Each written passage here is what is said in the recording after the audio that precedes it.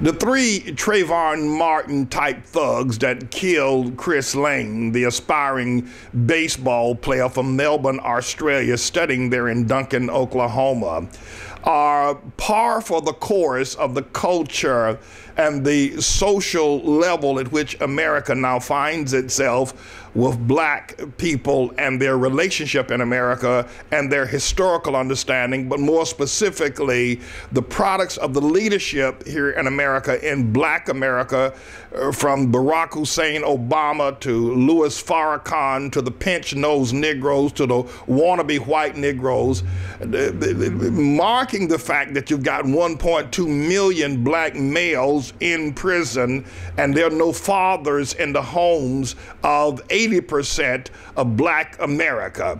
I wish to state that if George Zimmerman did not have that gun on him that fateful night in February of 2012, he would be dead the same way Chris Lane is dead at present. These three are nothing more than proof positive that Trayvon Martin was a thug. And now this thug, Trayvon Martin, is being promoted as some sort of a saint by Al Sharpton, by his mother, by his father, Sabrina Fulton and Tracy Martin, and by the dung-head media and the pinch-nosed Negroes and the liberal whites.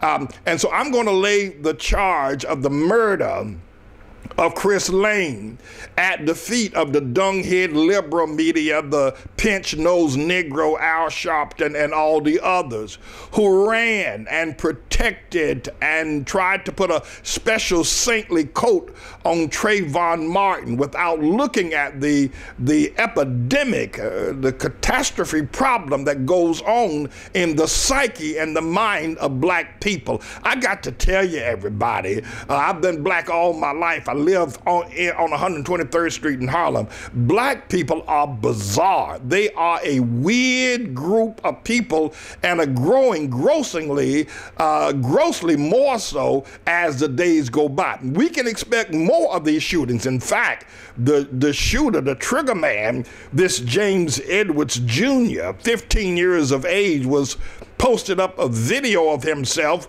with a rifle and showing the Bloods and the Crips hand signal given, and then went out and shot this boy. And the report is that they were bored that night, so therefore they went out looking for someone to kill. Well, I guess if they had had a little marijuana and some Skittles and some watermelon Arizona iced tea, perhaps they would not have been so bored on that night and having killed Chris Lane. But my friends, can I just share a few things with you? One is that there is a catastrophe. There is a Holocaust-style epidemic happening in the psyche and the social structure of black America. And it is few, the leaders of these killers are people like the pinch-nosed Negroes of the NAACP, the Julian Bonds, the Louis Farrakhan's, all the pinch-nosed so-called educated Negroes that you see appearing on television. And you can reject what I'm saying if you will, but the truth of the matter is the relations between blacks and whites and the growth and social patterns of black people has grown markedly worse over the past 5 years since the illegal presidency of Barack Hussein Obama. Something has to be done. The problem here is this, is that putting black people in prison while you've got 1.2 million black men in prison at present, nearly 10% of the whole black male population is in prison, and nearly 30% of the whole black male population have been to prison and are in the penal system as I speak.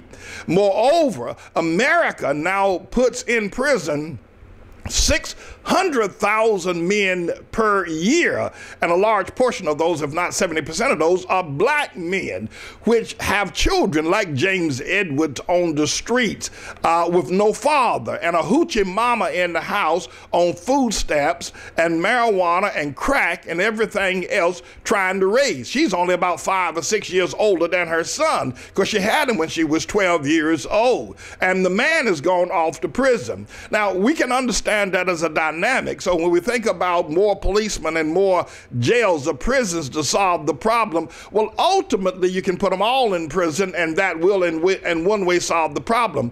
But before we do that, and you're going to have to look carefully at this statement, otherwise you in the liberal dunghead media, those of you who are politicians, those who think you're privileged, and especially the pinch-nosed Negro like L.Z. Gunderson, who said he now lives in a white neighborhood and his 15-year-old boy is safe from all the other niggers in the hood.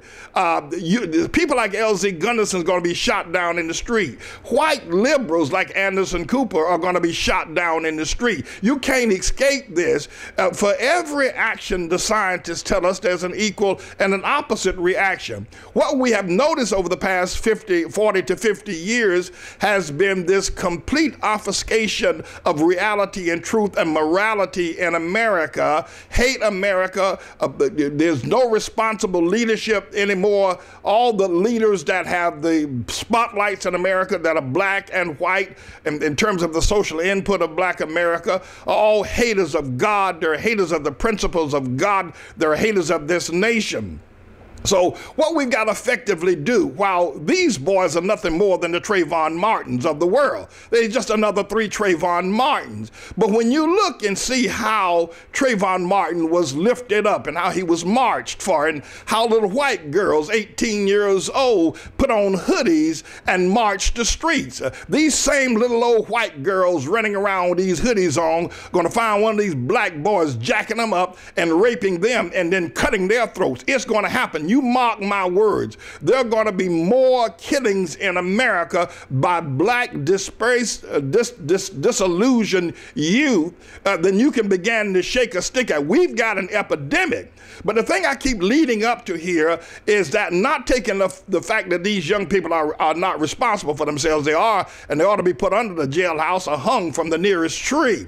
But what America fails to realize is that you've got these pinch-nosed Negroes that want to be white.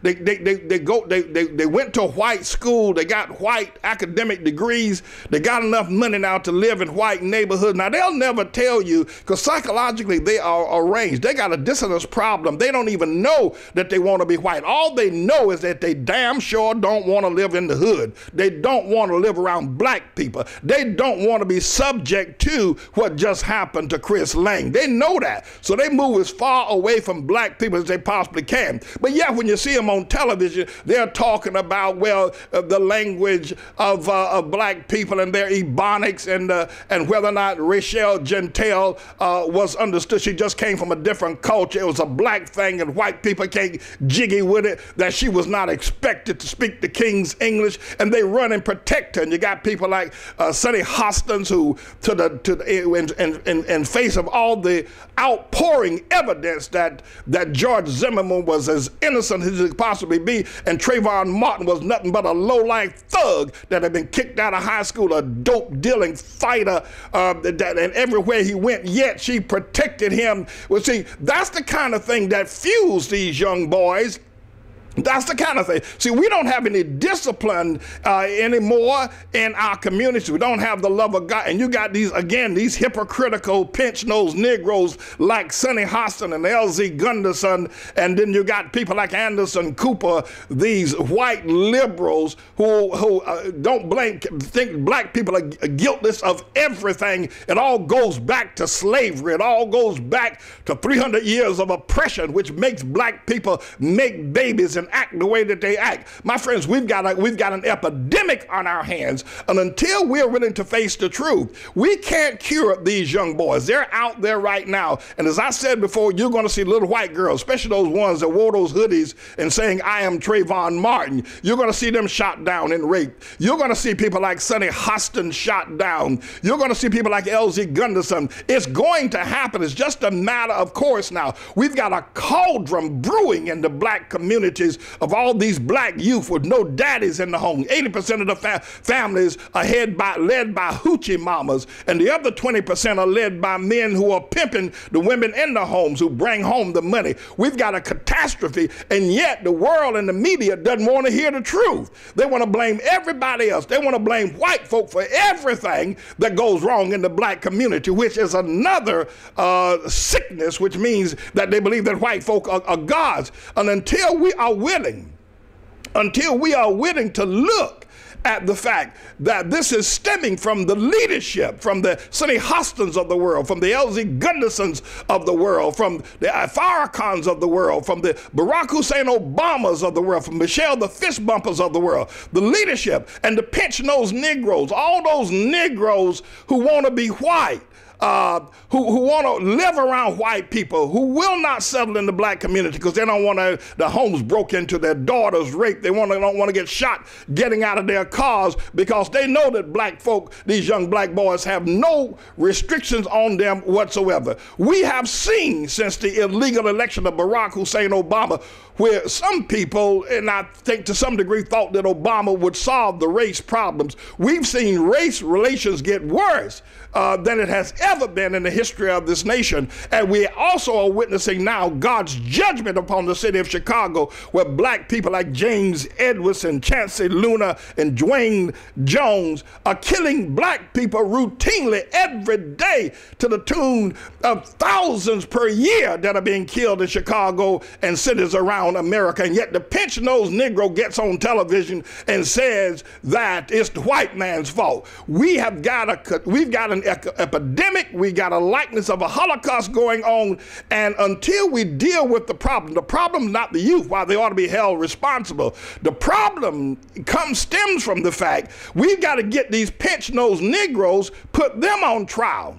They're the ones that every one of the Negroes that defended Trayvon Martin, every one of them niggas, every last one of them need to be prosecuted for promoting the death of Chris Lane and others, and the deaths in Chicago as well, Hadalia Pendleton and others. Every one of them.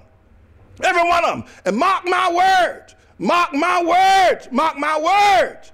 Until we are willing to recognize that this problem is stemming from the leadership, the decrepit, the hate-filled pinch-nosed Negro, and the perverted white liberal media that's promoting the protection and the lies about Trayvon Martin, we're going to see it spill out of the ghetto and into places like Duncan, Oklahoma, or into places like Montgomery County, where all the pinch-nosed Negro who want to be white live, or into the areas where blacks have not trod previously, or into the areas where those little old white girls came marching through Harlem wearing those hoodies saying, "I am Trayvon Martin." Until we are willing to indict the pinch-nosed Negroes, the Sonny Hostins of the world, the L.Z. Gundersons of the world, the Anderson Coopers of the world, the Louis Farrakhan's of the world, until we're willing to look carefully at that and the hoochie mamas of the world who have absolutely no idea of how to raise a child. They have no idea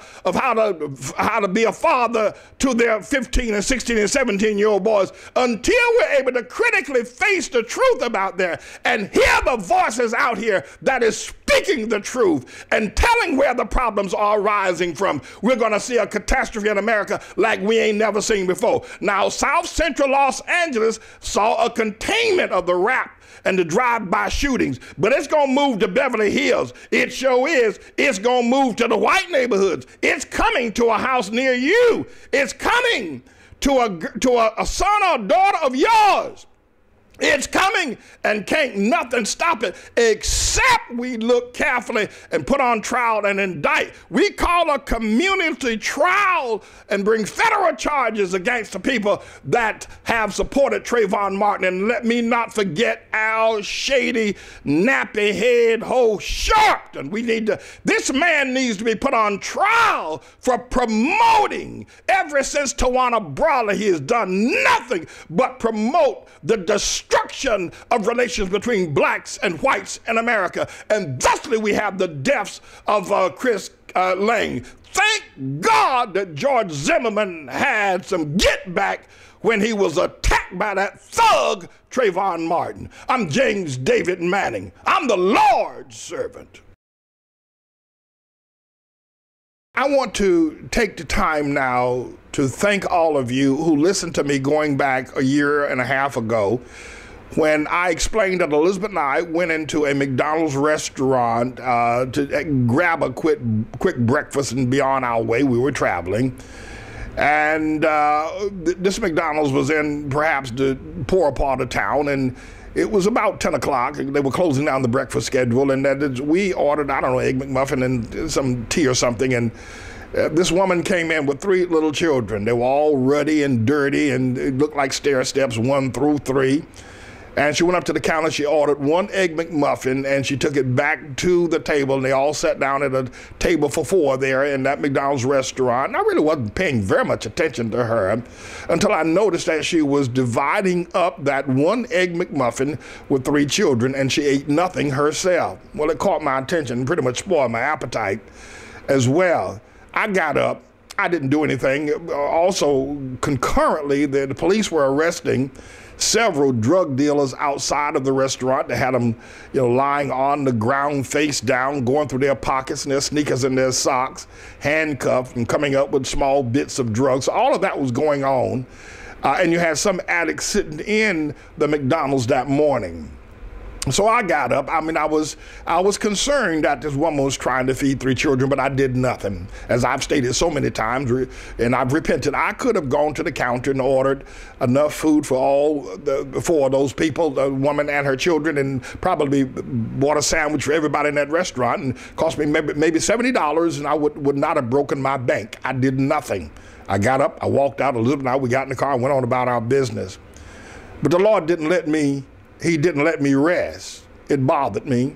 And so after prayer, the Lord told me to start the 2012 jobs program and also the breakfast program that we've now called the Mother Couture breakfast program, and the rest is history. You know how all that got started.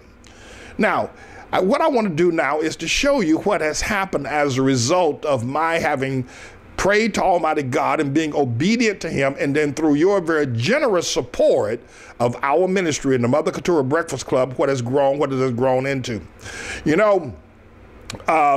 McDonald's are famous for having playgrounds outside of their restaurant, and also eating places, slides and all kinds of little monkey bars and things where children can play in some areas outside the restaurant, even in large urban areas like New York City.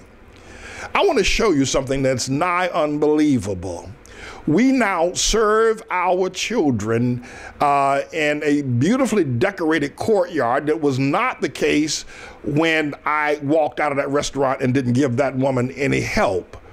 But not only are we able to serve the children in this beautifully decorated restaurant setting as if they were sitting outside of a local McDonald's.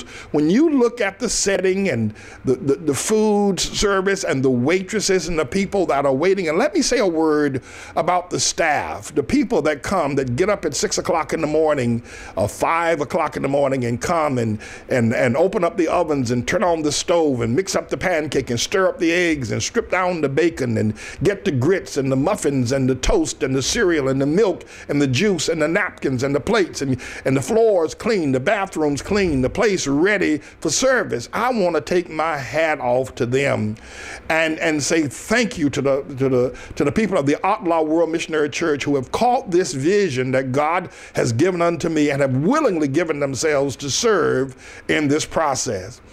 But I also want to show you now, not only are they being fed in a place that would look like it's outside of a McDonald's restaurant, but look at now the amusement area, because once we serve the breakfast, we put the tables away, we put the chairs away, and then we set up an amusement area so the children can have water slides and small wading pools, and the little babies can run around and laugh and play and just have just a great time. And because it's on the west side of our church in the courtyard, we have a gate there and a fence that keeps the people and the riffraff from the street from coming in. The children are protected. The place is clean and safe. We got safety monitors. We've got people watching over the well-being of the children. Look at what God's turned our church courtyard. I mean, for a little bit, you would think you were at a McDonald's restaurant, except for the fact that the food is much better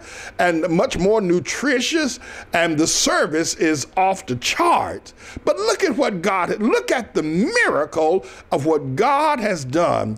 And he has done it, by the way. Now, our congregation, they get up early in the morning, 5 o'clock in the morning, get on the trains and buses while it's still dark, come, open up the church, sweep the floors, sweep the mat, clean the bathroom, sweep the streets outside of the church, begin to cook the food, get the cereal, they go shopping for the food, and the children start coming in, they start marching in, and we feed them. I want to thank them for that, because without them, it ain't possible. But I also want to thank you, because you can see your giving has been pretty substantial. You don't do this kind of service without substantial giving. No, you people have given and given and given. We get so many gifts that is earmarked Mother Keturah Breakfast Club, Mother Keturah Breakfast Club. Mother Keturah, her name has never been said as many times in her entire life as it has been said over the last year. I got to say thank you for your very generous giving. I did not know it would evolve to this. I had no idea that the service area, not only great food, but the service area would become as stellar, as upscale, and as accommodating for young children as this have done. You people are extraordinary in your giving. Thank you so very, very much for what you have done. The Lord bless you for making this happen for the children of this community. Aren't they beautiful? Look at them. Look at their faces. I mean, look at their laughter. Listen to their laughter. Look at their playing. And they're all safe. They're all protected. Your giving has worked miracles here at the Outlaw World Missionary Church, the Mother Keturah Breakfast Club.